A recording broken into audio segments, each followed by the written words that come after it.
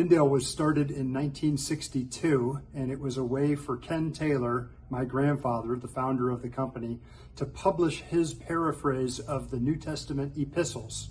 And the reason he did that was so that his children would understand the message of the Bible. It was very difficult for children to understand what the Bible said, and so Ken decided that he would make the Bible, he would rewrite the Bible stories and messages in language that his children could really understand.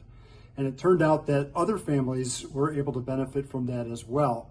So over time, as he continued to paraphrase the message of the Bible into easy to understand language, more and more people, more and more families were able to understand God's Word.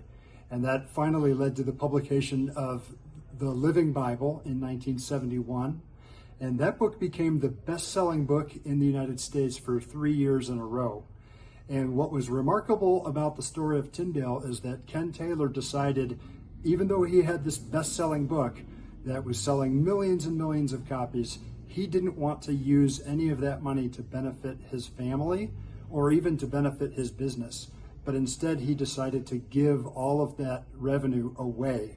So he started another organization called Tyndale House Foundation, and that organization takes the profits from the publishing company and distributes them to other Christian organizations all around the world.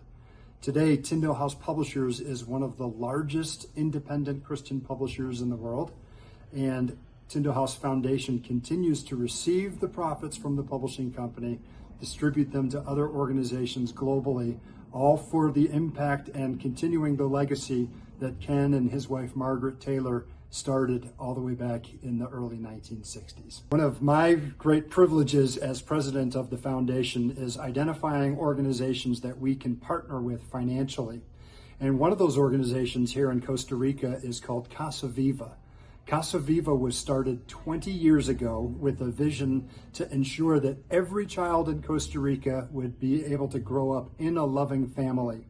There are very many children in Costa Rica and throughout Latin America who, for various reasons, can't live with their family. Maybe they're orphans, maybe their parents have drug problems, or for other reasons they can't live with their biological family.